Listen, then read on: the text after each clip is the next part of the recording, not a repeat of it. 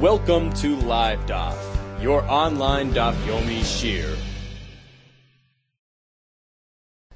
Shalom Aleichem, welcome to today's Daf, which is Pesachim Tzadik Ches. We are at the Mishnah, Tzadik Zayin Amud Beis, towards the bottom. It says the Mishnah, Hamafresh Nekeva Lepischai. We know that a Korban Pesach is meant to be, number one, Zochar, number two, within a year of its birth. Say a person decides to be Mafresh and Nekeva for his Korban Pesach. Oy Zochar ben Shtei Shonim, or it's a Zochar, but it's actually too old. It's within its second year of birth. In both these cases, it's not roy to be used as a Korban Pesach. What do? Yira achi stoiv. You let it wander until it gets a mum, v'yimachar, and have it sold, v'yipul damav l'nadava l'shlamim, and use the money to purchase a shlamim. Why can't you simply use this korban, this animal, for shlamim? We know that generally, something which is left over from a Korban Pesach, Moisera Pesach, is Karev Shlamim. Why do you have to look for the money? Why can't you actually use the animal itself? Explains Rashi, three lines from the bottom. Masnisin oizochar ben shtei shonim de'ein roy lePesach yira achi yistoiv v'yom v'bedamav shlamim. Why? The kavate hafrasha. Because when he was mafreshet for Korban Pesach, it's become committed. It commits it to the cause to be used as a Korban Pesach. Now, although from the initiation of the Hegdish, you know it's not roy, it's pushed away. It's unsuitable for Pesach. It's an akeva, it's too old. It's as though you have something which was meant to be used for a Pesach, let's say, and it was rejected, was pushed away. What happens then? In which case you can no longer use this behemoth directly as a korban. You have to take it, exchange it for its value, for its money, and take that directed for shlamim use. So that's the halacha in the Mishnah. If you use for something which already at the initiation of the Hegdish was unsuitable to be used for its designation, for its Pesach designation, it's considered dochoy, it's considered to be something rejected, and although generally Moiser Pesach is Karev Shlamim, in this case you can no longer use this animal as a Shlamim, rather sell it, take its value, take the money, and purchase with it a Shlamim. Continues the Mishnah. Hamafresh pischo meis. If one was mafresh a Korban Pesach and he passes away, loyvienu b'noi achrav l'shem Pesach. His son cannot bring it for his own Korban Pesach. Elo l'shem shlamim. Rather, he must use it as a shlamim. Explains Rashi up on top. Hamafresh pischo meis l'kamei mefarish emas meis. The Gemara soon will explain at which point did the father pass away. In any case, the Mishnah says his son who follows him can no longer use it as a Pesach. Why? The Havali Pesach Shemei Balav. We have a Pesach without an owner, an ownerless Pesach. There are no members for this Korban Pesach. We have no group. We have no owner. Just as a Chatas without an owner is worthless, a Pesach is directly related to its owner. A Pesach without an owner can no longer be used as a Pesach. Rather, it can be used as a Shlam. Continues the Gemara on the second line. Amar Rav Huna Breid Rav Yishua. Let's go back to the beginning of the Mishnah. He was mafresh and Nekeva. He was mafresh a Zachar who was too old. In both these cases, as Rashi explained, we have a dichoy issue. It's been rejected, and therefore you can no longer use that very animal for a korban. Rather, you have to exchange it for money, and that money will be used to purchase a shlamim. Says Rav Huna Breid Rav Yishua. Shma minatlas. We can conclude three things from this halacha. Number one, shma mina bali chayim midachen. Even an animal can become rejected, as opposed to Reb Shimon holds that there's no such thing as diche by an animal. Just as an animal that gets a mum, a temporary mum, and then the mum passes, then animal becomes suitable for korban. Therefore, Reb Shimon says any behema, any bal chai that seems to have been rejected, there's no such a thing as being rejected by a bal chai. He's above that. Our Mishnah seems to indicate otherwise. Our Mishnah tells us that even a Baal Chai can become rejected. That's number one. Ushmamino dichui miikara. Havi dichui. Don't think that only in a case where you have something which was roi for korban, and then something happened, some event occurred, which pushed it aside. That's considered a rejection. Look, he was slated for hakrava, and then he got pushed aside. That's called rejection. But suppose something was never roi, never slated for hakrava, was never destined for hakrava, such as in our Mishnah. He took an akeva and designated it as a Pesach. We know it's not going to be used as Pesach. Perhaps the concept of rejection doesn't apply. Rejection perhaps only applies when something was in the realm, was up for consideration, and then rejected. But in our case, where initially it was not roi, perhaps dichoy doesn't apply. The chiddush of the Mishnah is dichoy meikara, even an initial dichoy, even a dichoy which took place from the get-go, from the beginning. That's also considered a dichoy. Ushmamino yesh dichoy b'damim.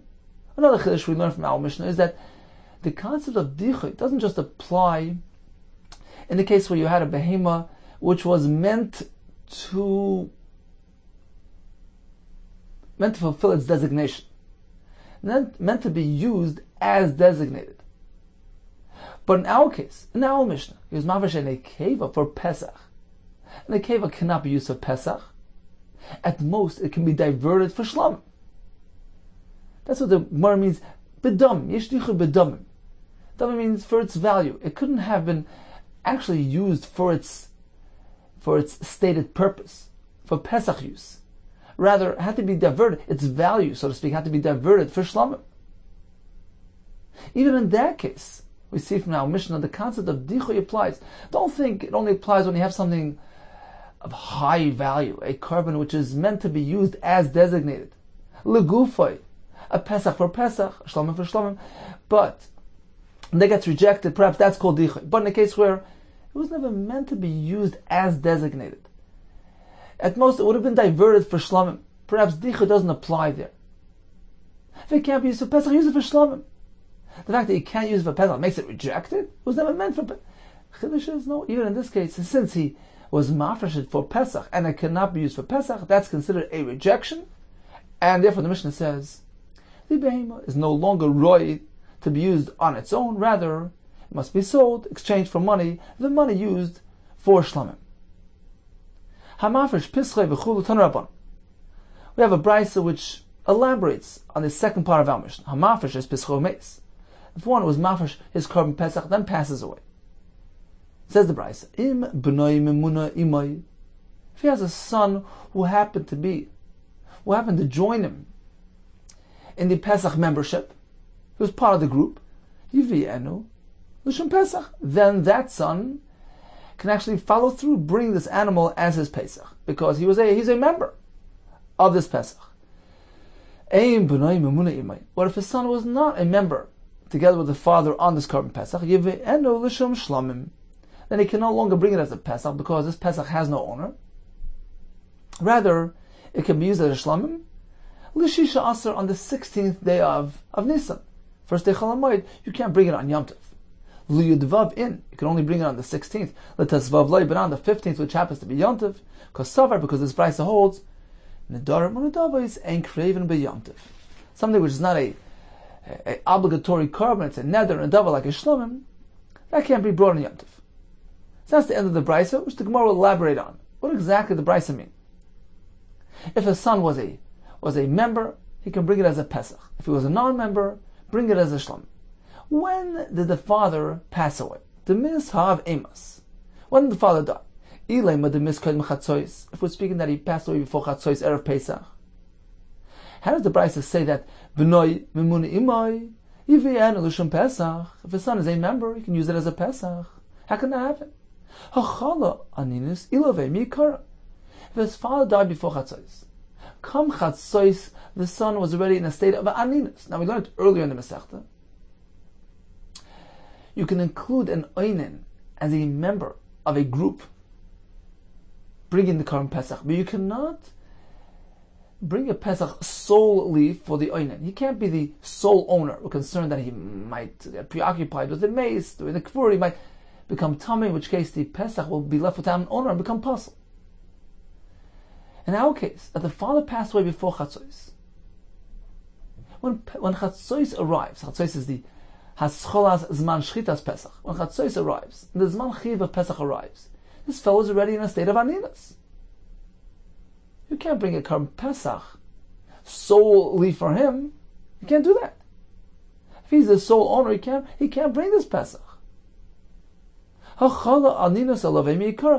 state of Aninus was already chal, already landed, and was already applied to him before the initiation of this man shchita. He enters the Chatzos realm, the man shchita realm, when he's already an oine. Eladim is acha Chatzos. Apparently, the father passed away after Chatzos. Okay, so since Chatzos arrived prior to the Aninus status, explains Rashi, since he's focused on the chiv of Korban Pesach, even should he become an oinen later on, that won't interfere, because in his focus, in his current state of mind, he's going to be mindful that he has to keep Torah, because he already knows he's in the process of bringing the Korban Pesach.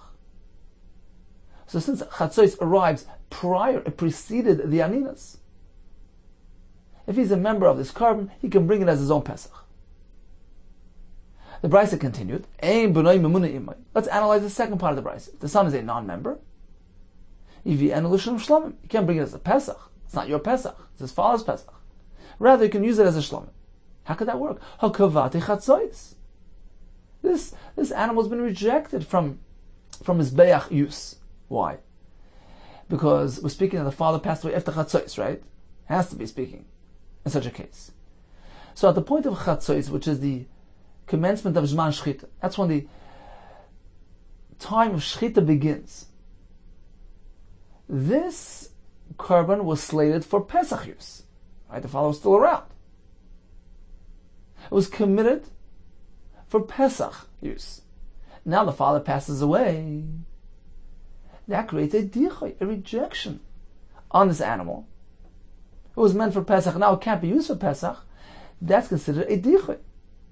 What happens by a korban which was nidche, we just learned in the Mishnah? You have to exchange it for money, use that money for a shlomim. How could the Brisa say that the son can use it as a shlomim? The Gemara will give us 5 approaches to understand this Brisa. Amar Rabba, lo'olam demis kodem chatzos. So you seem to have a contradiction within the Brisa. We seem to have some difficulty reconciling both halachas. How could it be that we have a situation where the son will bring it as a Pesach if he's a member, and as a Shlomim if he's a non-member? It won't work. Both halachas don't work with each other. That was the kasha. Amar Rabba, lo'ilum demis kodem chatzos. Let's go back to the Pashup Pshat. We're speaking that the father died before chatzos. If that's the case, we understand the Shlomim halacha. The second halacha of the Brisa. The son is a non-member. He can bring it as a Shlomim. You know why? Because since the father passed away before chatzos, he preceded Chatzos, which is his Zman Shchita, which means that this animal never arrived at the Zman Shchita, designated for Pesach use, because the father already passed away before Chatzos. So it was never committed to the cause of Pesach. It never experienced even a part of the Zman Shchita. Because come Chatzos, this animal was already not right for Pesach. He had no owner. So there's no dichoy, there's no rejection here. Therefore, it can be used as a shlomim. So we understand that halacha. We still don't understand how the son can bring it as a Pesach if he's a member. Because if he passed away before Chatzos, he was already an oinen. The Aninus preceded this man shchita. You can't bring a Pesach solely for an oinen. If the sole owner is an oinen. Says Rabbi, we're speaking the father passed away before Chatzos. Pesach. But what does the Brisa mean? That he can bring it as a Pesach, L'shum Pesach Sheni. Of course, he cannot bring it for Pesach Rishon, because he's an oinen. Rather, we'll save it for Pesach Sheni. That's Rabbi's approach. Abaye Omar, let's start in Tani. The truth is that this Brisa reflects 2 different cases. It's presenting 2 different scenarios. Meis Achachatzois. The first part of Brisa is speaking that the father passed away after Chatzos. B'noi memuna imay. If the son is a member, yivi'enu l'shum Pesach.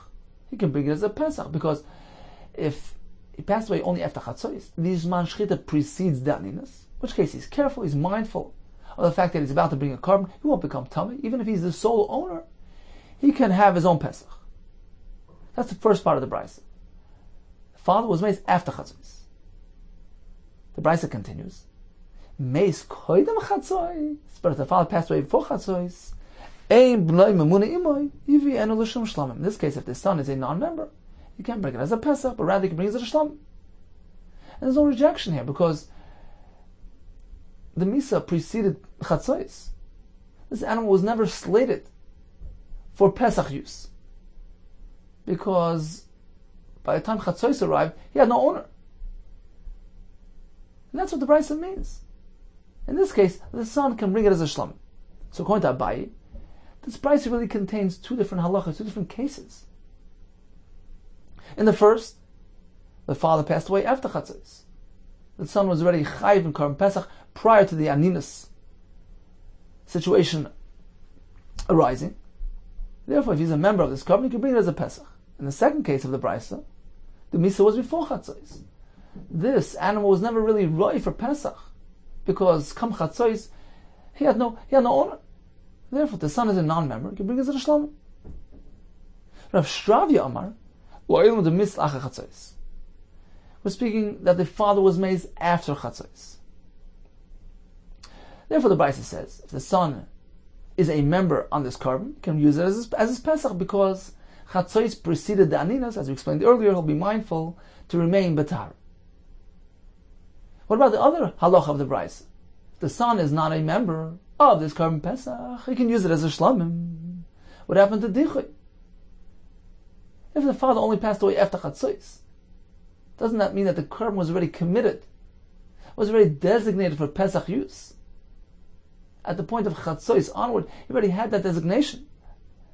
And now that the father passed away, that should create a rejection, a dichui. Says Rav Shravya was speaking, Ukegoyin shahaya aviv goises b'chatzos. The father was already in a goises state, close to dying. And as Rashi explains, roiv people in this situation are going to be mace. Roiv goises and lemis. Therefore, this Pesach, this korban here, was never destined for Akrava. We know it wasn't going to happen. Chances are the owner was going to pass away. So therefore, even if it happened after Chatzos, and technically during the point of Chatzos' arrival, this Pesach still had an owner and was sort of designated for Pesach use, but it wasn't. It wasn't meant for Pesach because the owner was a goises, about to depart, leaving this Pesach without an owner. Therefore, it can be used as a shlam, because there was no rejection that was applied here. So again, according to Rav Shravya, speaking, the Misa took place after Chatzos. If the son is a member of this on this carbon, then he can use it as a Pesach. Otherwise, he can use it as a shlam, and there was no dicha, because we're speaking that the father was a goises. Rav Ashi Amar, lo ilam de mis lacha Chatzos. The Misa took place after Chatzos. Therefore, if the ben was a memuna on olav, brings it as a Pesach. Otherwise, he will bring it as a shlam. What happens to dicha? Reb Shimoni, the Amar, ein balei chayim nidachem. Finally, Reb Shimon holds that there's no concept of dicha by Abba Chai, as we mentioned earlier. It brings a right from mum. If it gets a mum, it's temporarily unsuitable, but after the mum leaves, it goes back to its former status and its royal akrava. Therefore, Reb Shimon says all balei chayim have a resilience and they don't become rejected. Therefore, if the son is not a member, he can bring it as a shlamim. Ravina Amar we're speaking about a case where the hafrasha also took place after Chatzos. So he designated the carbon after Chatzos, with the father that is, and then the father passed away. Because Savar Chatzos Kava. This Brisa follows the Shita that it's the point of Chatzos, the initiation of these Ma'ashchita, which determines matters here. Since in this case, was this Pesach here during Chatzos? Absolutely not. The Hafrasha only took place after Chatzos. Now I understand the Brisa. If the Ben is Memuna Olav, you can use it as a Pesach. Why not? If he's not Memuna Olav, if he's not a member of this carbon, use it as a Shlom.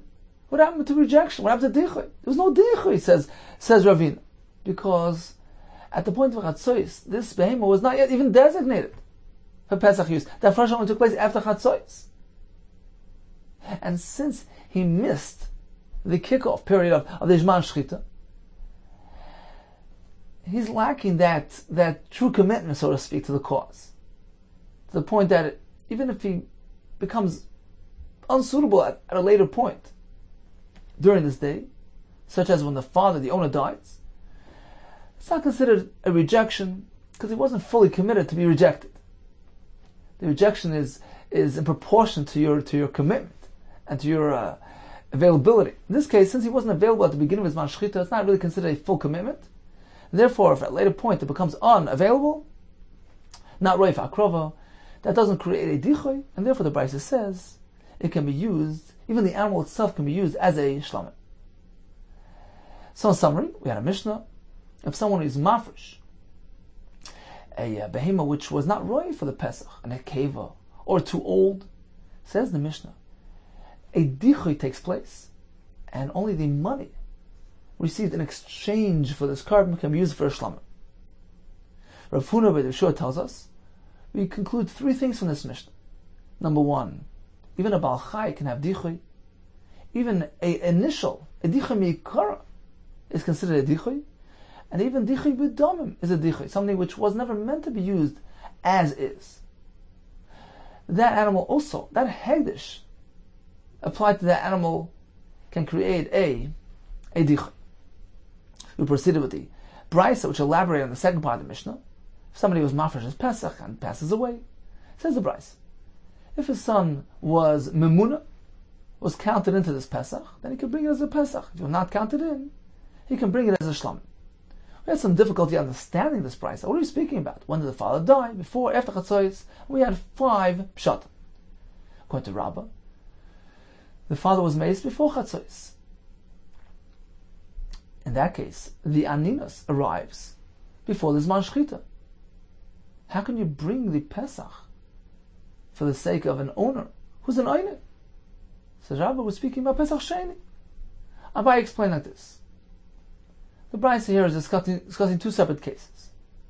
If the father died Kodim Chatzos, and the son is a non-member, then it could bring it as a shlamim. Why? Because there was no dicha that took place. Since Kam Chatzos, it wasn't even right, he had no owner. But if the father died after Chatzos, in which case the Zman Pesach arrived prior to Zman Aninas, then if the son happens to be a member, he can use it as his Pesach. We're not concerned about the fact that the sole owner of this carbon is an Einim, because he'll be careful and prevent from becoming Tamid, because he knows he's on the way to be Makav his Pesach. Rav Shravi learns, we're speaking of the father died after Chatzos, and therefore, if the son is a member, can bring it as his Pesach. Because again, we're speaking that Chatzos arrived before the Aninas, in which case he's mindful of the fact that he's about to bring a carbon, be careful from becoming Tamid. If the son is not a member, Brisa tells us he uses it as a shlamim. What happened to the dichoy? Why don't we say that it was rejected from Hakrava, since the Misa only took place after Chatzos, and at the point of Chatzos, this animal was really destined for Pesach. Now that it's become undesignated, that should create a rejection, a dichoy. We're speaking the father was a goysis during Chatzos, in which case we knew full and well, chances are this thing was not even meant to be used at the Pesach, and therefore there's no dich. Rav Ashi learns, we're speaking that the father was made after Chatzos. Therefore, if the son is a member, he can use it as his Pesach, because the Chi of Pesach arrived before the Aniyas, as explained earlier. If the son is not a member, he uses it as a Shlam. Why wasn't it rejected at the point of Chatzos? Since at the point of Chatzos it was Roy for Pesach, it should be rejected later on. Not at Chatzos, rejected later on when the father dies. The answer is, we're following Reb Shimon, who holds that Abachai has no rejection, there's no dicha about Abachai. Finally, Ravina learns, we're speaking about a case where the Hafrasha even took place after Chatzos and the Misa after Chatzos. Therefore, the son is Mamuna, he's a member, can bring it as a Pesach. Because the Chiv arrived before the Aninas. The Chiv Pesach preceded the Aninas. If the son is not a member, he can bring it as a Shlomim. Why was there no Dichoy here? The answer is because Chatzos determines. Chatzos is the criterion for Dichoy. If this behemoth was never designated at the point of Chatzos to be used as a Pesach, it wasn't around at the point of the Haschola of the Zman Shchita, in that case, it's not really fully committed to the cause, and even if it becomes unsuitable at a later point, no Dichoy is applied. Continues the Mishnah.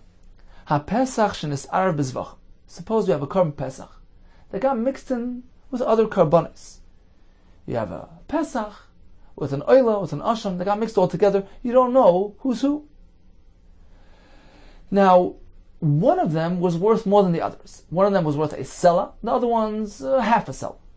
What do we do? Kulan yiru achistov.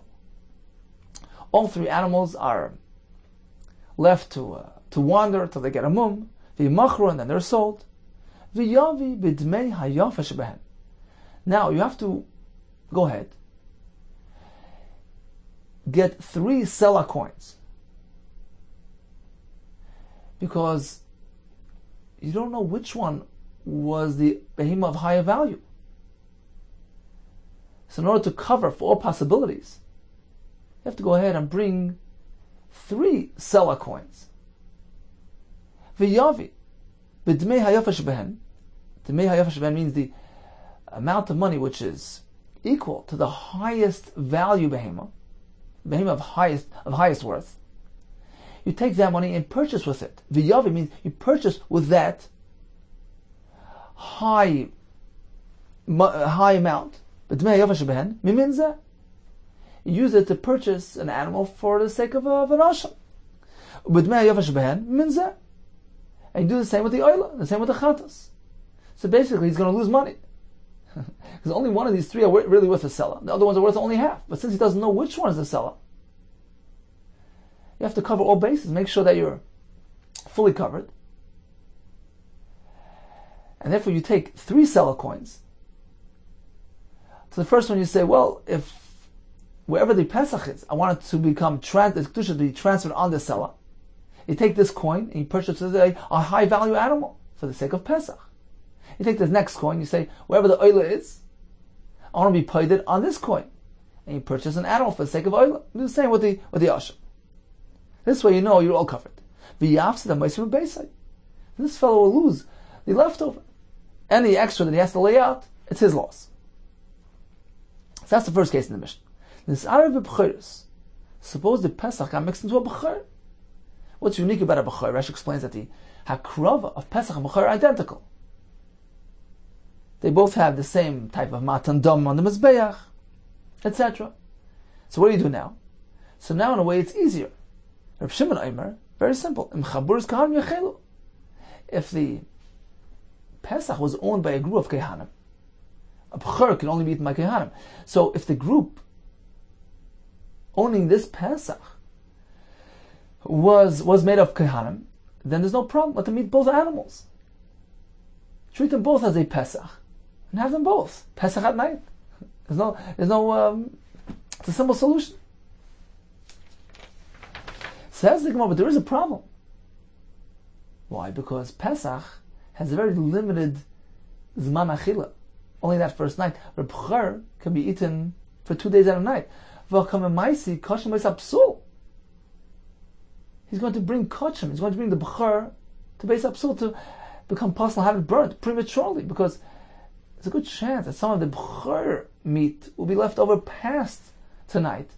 But since he doesn't know which one's the Pesach, which one's the b'chor, he's going to have to burn it. So how can you follow this route? Rather, what he should have done is, perhaps, he should have had them both obtain, get a mum, let them wander, and acquire a mum. Sell them both off, like we said in the Reish of the Mishnah. Convert it to money and take the money. This way, the B'chor will have its own time, its own Zman Achila, the Pesach its own. In this case, when he's treating them both as a Pesach, he's really shortening the This is manachil of a b'chor, and he can bring it to premature psul and streif. Says the Rav Shimon Tamei. Rav Shimon holds, in line with his shita, that this is the preferred route. The Amar Mevin Kashim Psul. We prefer doing this, actually eating it, rather than having get a mum and selling it off, paid it. This is better. Fulfill the designation of the actual carbon. It's meant to be eaten. Eat the carbon, even if it means eating it in a shorter time span, and perhaps bringing it the psul. That method is superior to having it get a mum and selling it off, in which case you're not really fulfilling the designation of this carbon. Therefore, Rabbi Shimon prefers this route. Treat them both as a Pesach. We're speaking that a Pesach, I'm mixing with a B'chor. Treat them both as a Pesach with respect to the Zman Achil. This way you're Makayim, the Akrav and the Achil of the B'chor, rather than having get a mum and selling it off. This not. What do we find of Shimon Shita? Asham shenis Arab Shlam. What do you do then? Asham and Shlam got mixed up. Rabbi Shimon Omer, Yishachtu b'tzafin. Treat them both l'chumra. Do the shchita in the tzafin of the azara like an asham. Shlam doesn't need, but treat them both like an asham. V'yachlu k'chaymesh behen, and they must be eaten l'chumra. You have to follow the halachas, the chumra halachas of the asham. For instance, both animals can only be eaten by kehanim. Both karbanis can only be eaten until yom v'layla, as opposed to a shlamim, which technically can be eaten longer. You have to eat them both in the azar. You have to treat them both as a suffix shlamim. Amr loy, the Chacham disagreed. Ein mevin kashim beis hapsul. No. What you're doing in effect is being a might the zman achil of the shlamim, which could bring it to premature psul and sreifa. So according to the Rabbanon, you go ahead and you let it roam till it gets a mum, sell them both off, repurchase the asham, repurchase the shlamim. This allows the shlamim to have its own lengthy zman achil. But in any case, we see it according to Rabbi Shimon, it's better to be makayim the mitzvah of this carbon. Eat it, even if it means eating it within a short time span, which can bring it to psul and premature noisa. Says Rabbanon heichi avdinan. Let's go back to the Mishnah, where a Pesach got mixed up with a B'chor. So Rabbanon disagreed with Rav Shimon's method. What do they hold? What are we going to do? See, generally, for instance, in the first case of the Mishnah, where Pesach got mixed in with a asham and oil, so you have a simple solution. Let it get a mum and sell it. But here we have a problem, explains Rashi, because a B'chor cannot be redeemed. A Pesach can, but a B'chor can't. We learn from Sukkim, there's no pidyon by B'chor. So what are you going to do here? Rabbanon heichi avdinan. Amarava namtin lahai ache yumamu. Let's wait until the Pesach and B'chor get a mum. V'yavi behema shmeina. Then I'll go ahead and bring some money, a large amount of money, which equals the value of the animal of higher value amongst the two. Right? You have to make sure that you're offering the right amount of money. So you have a Pesach and a B'chor mixed together. You take a look at both of them, whichever one is worth more. You have to bring that value, that amount of money, and use it to purchase a behema shmeina, a high quality animal. But Leiman will say like this, while he's holding the money, he'll say, Kol heicha de'isa lePesach, tochol alei dehai. The Pesach has pidyon. The Pesach now has a mum. Speaking that the Pesach and the B'chor both had a mum. The Kedusha of Pesach will be transferred on this bundle of money. Then he takes that money, uses it to buy another Pesach, because the Pesach has pidyon. So that's how he addresses the Pesach. But as we mentioned, the B'chor doesn't have pidyon. He has to leave it as is. And now he will eat both of those animals, both of those karbanos. One of them is really a chulin. Its kedusha has been transferred onto the money. One of them is chulin, one of them is a b'chor b'amum. We just don't know which one's which. So he treats them both as a b'chor b'amum. Treats it with respect. You don't sell out in the marketplace, as Rashi explains. And this will be the Rabbanon's approach to solve this quandary. So in conclusion, we have two parts to the Mishnah. In the Reisha, the Pesach got mixed in with an asham, with an oila. What do? We allow them to get a mum. We bring some money. Of course, it has to be money which equals the value of the higher value animal. He has to bring 3 times that amount of money. And he stipulates as follows: wherever the Pesach is, Kedusha goes on this money, the Asham on this money, the oil on this money. And he repurchases those korbanos. In the case where you have a Pesach mixed in with a B'char, says Reb Shimon, if you have a Chabur of Kahanim here, simple solution. Let them eat both korbanos as though they're a Pesach. Within the time from a Pesach, and the same method as you eat a Pesach. Rabbanan disagree, because you're shortening the Zman Achila of the B'char. Rather, says the Gemara, you let them both get a mum, you take some money, and you transfer the Kedusha of the Pesach on that money, and repurchase the Pesach. The 2 remaining animals, which have now a mum, are treated, misafek, as a B'char. They're eaten as though they would be a B'char Ba'al mum. Continues the Mishnah. Chabur Shabbat Pischa. We have a group of owners of a Korban Pesach whose Pesach went missing. V'amar le'echad, and they instructed this fellow, Tseyu Bakish, go look for our Pesach. U'shchoit aleinu, they sent out a search party, go find it and shecht it on our behalf. So he's now a shliach for them. They committed, in effect, to join that korban. Wherever you find it, do the shchita on our behalf. This diligent fellow went out, he looked for it, Yogato Matzasa Tamin, he found it, and he did the shchita for himself and for this group. They ran out of patience. While this was happening, they turned around, they took another korban, and they did the shchita. So what do? Depends what was first. If his was first, his was at 10 o'clock, theirs was at 12. He eats his own, and they join him. They join him because they've already reserved with him. They told him, clear cut, look, you do the Pesach for us. So if his shchita preceded theirs, they've already joined his korban. And theirs will get burnt. It's not a kosher korban. You can't have membership in 2 korbanos. So that's if he went first. If it happens that they go first, they were at 10, he was only at 12 o'clock, which in effect cancels their reservation. It's as though they turned around, they backed out on him, because they did their own thing. So since they were first, they in effect backed out. They eat theirs. And he sticks with his. Because he never reserved with them. Just the opposite. They reserved with him. So although they turned around and they backed off, they did their own thing, that's as far as they're concerned. But this fellow remains committed to his Pesach. He eats his and they eat theirs. That's why we don't know which one was first. Or they both did it simultaneously. So he certainly is free to eat his Korban Pesach because he didn't commit to them. He takes his and he eats it. But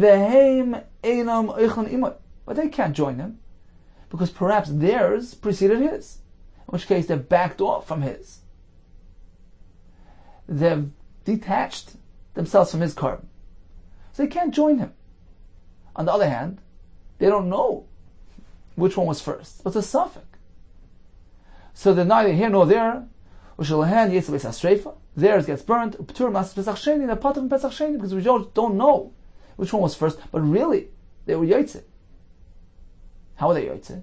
Whichever one of these two was first, that's their korban. So they have a korban, but they can't eat it. As we know, the eating of the korban Pesach is not me'akav. Achil is le'makv. So in this first case, they lost their korban, sent out a search team, and they told this fellow, look, find it and do it for us. So they reserved with him. They committed themselves to that korban. But then they turned around and did their own thing. It depends what was first. If his went first, they're committed to him. If theirs were first, then they have disengaged from him and acquired their own Pesach. They eat their own, and he sticks with his. If we don't know, then we have a problem on our hands. He's safe because he has his. As far as they're concerned, they were Yotzei, Mimonashach. Whichever one was first is applied to them. But since they don't know which one was first, they can't actually eat, but they're patur from Pesach Shem. Continues the Mishnah. Omar lehen. Suppose we have a case in the reverse.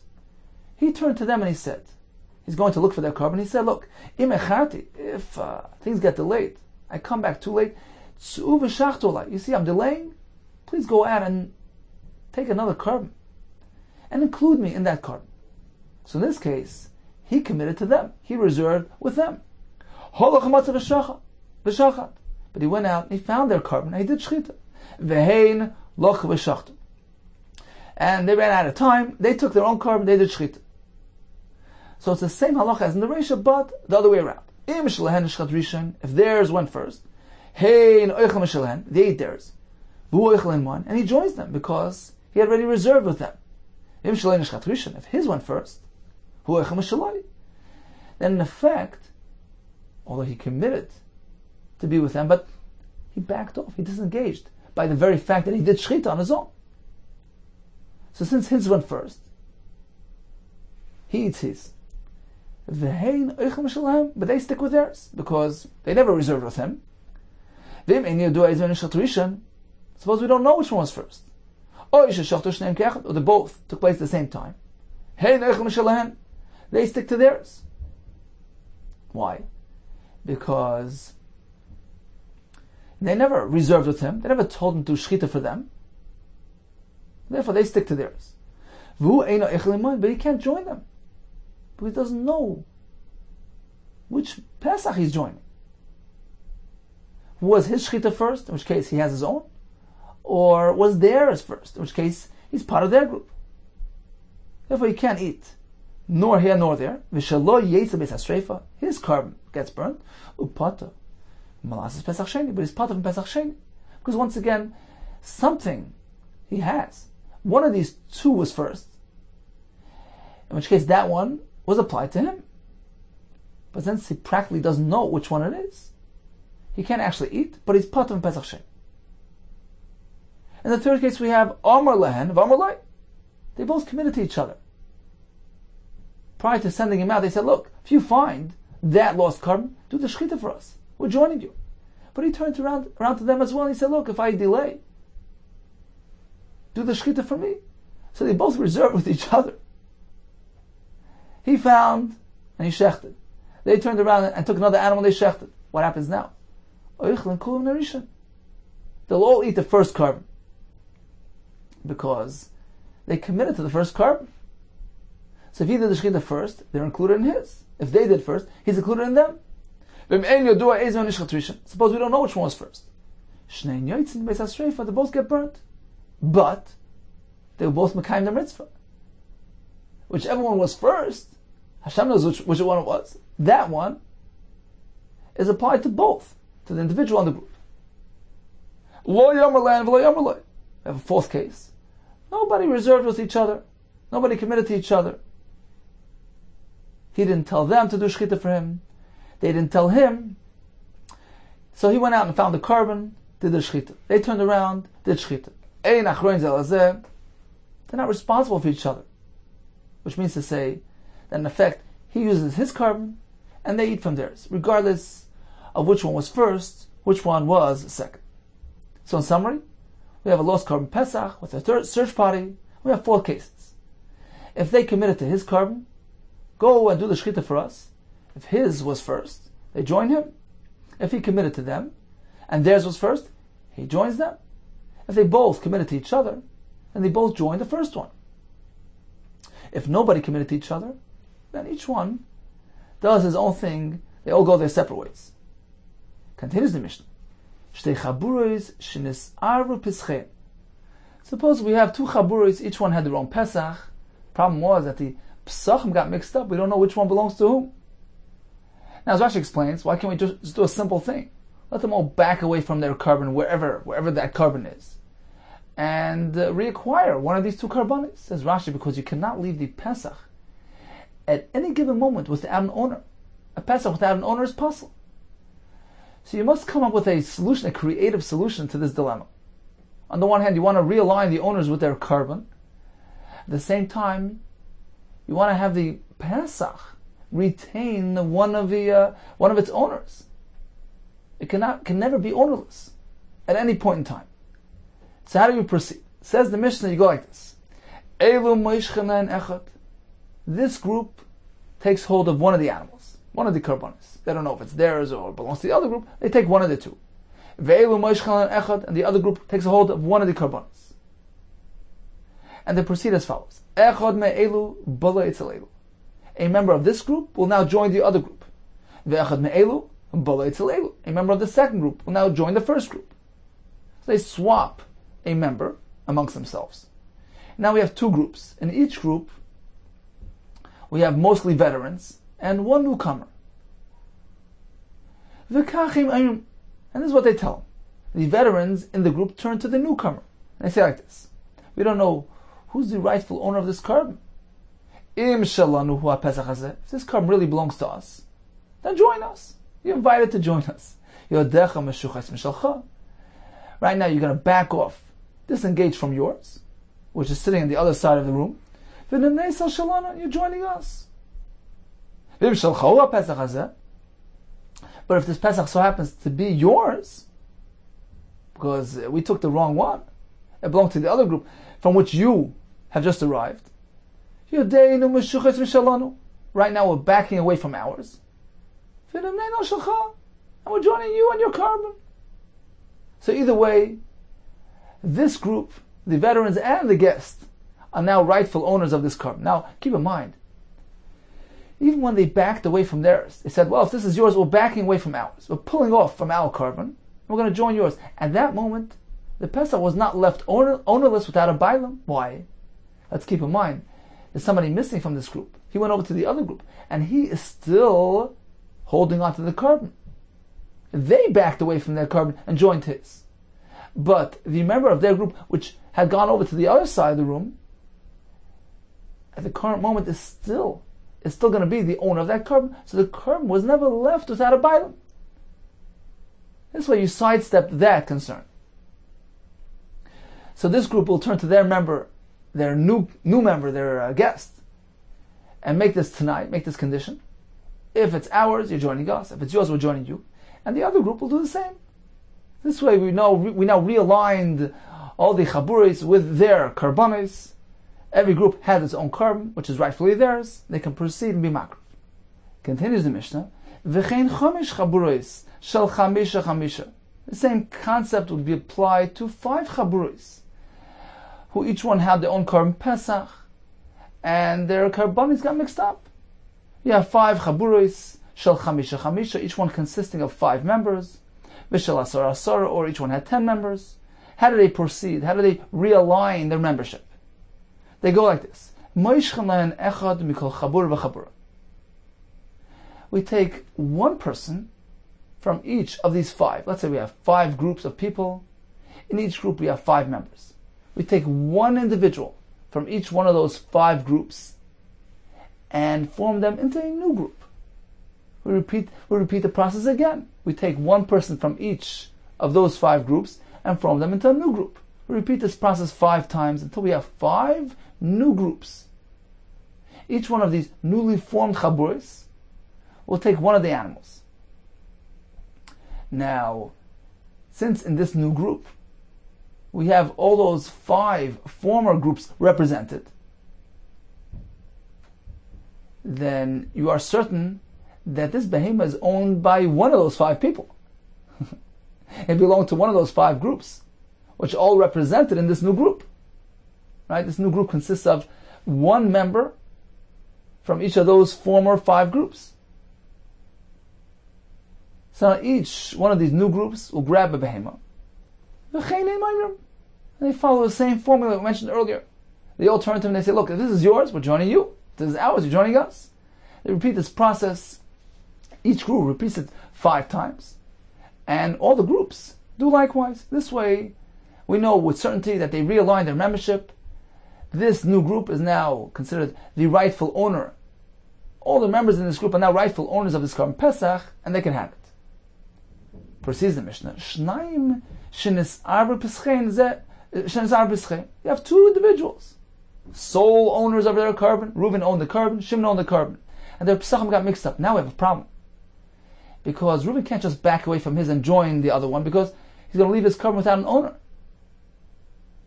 Right? That was an essential part of this process, to create a situation where there is going to be an owner at all times. That can only be accomplished by having a group, in which case when one leaves, the other one is still the owner. So what do? How do we create a group? Ruvain takes hold of one of the karbanis, and Shimon takes hold of another carbon. Ruvain will find a fellow out in the street and invite him to join him as a member in his carbon Pesach. So now we have a group. And Shimon does the same. He finds another fellow to join him in his carbon. Now we have two groups, each one consisting of two people. So now we can proceed with the process. We have two groups. Reuven and the newcomer, Shimon and the newcomer. We take one of this group, send them over to the other group. And one member of the other group comes to the first group. So they swap one of their members. And they proceed as we discussed. Reuven will tell the newcomer that arrived from Shimon's group, look, if this is yours, I'm joining you. If this behemoth is mine, join me. And Shimon does the same on his side of the room. If it's really mine, you're leaving go as yours, and you're joining me. You're joining my carbon Pesach. Now, even if he's going to let go of his carbon, there's still somebody else that's an owner. Therefore, this process works.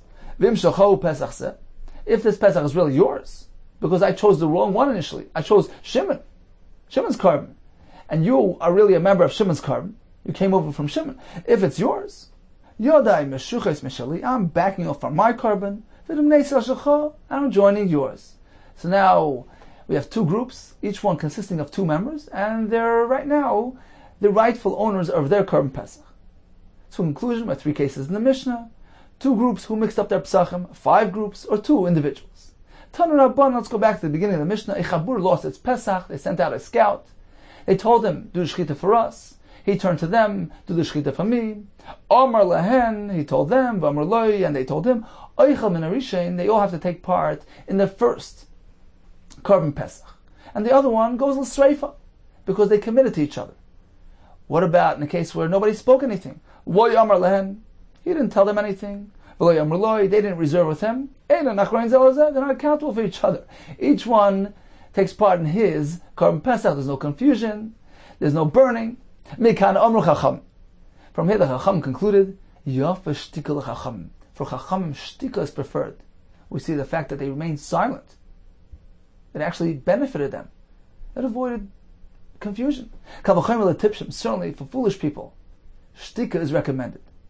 A foolish man remains silent and leaves his foolishness unexpressed. Chacham yechashev will be regarded as a wise man. So shtika is a good thing. Let's do a quick chazar of today's daf. If one is mafresh at Pesach, which is not roi for Pesach, it becomes nitcha and cannot even be used directly for a shlamim. If one is mafresh at Pesach and passes away, if his son is a member, can use it as a Pesach. Otherwise, as a shlamim. The Gemara gives us several ways to understand this halacha. If Pesach they got mixed up with other karbanis, we have to do pidyon the way the Mishnah describes. If Pesach goes missing and a search party was sent out, well, it all depends how they instructed each other. If Pesachim of 2 chaburs get mixed up, they have to realign their membership the way the Mishnah describes, and shtika is certainly a recommended trait. Be well and hatzlacha.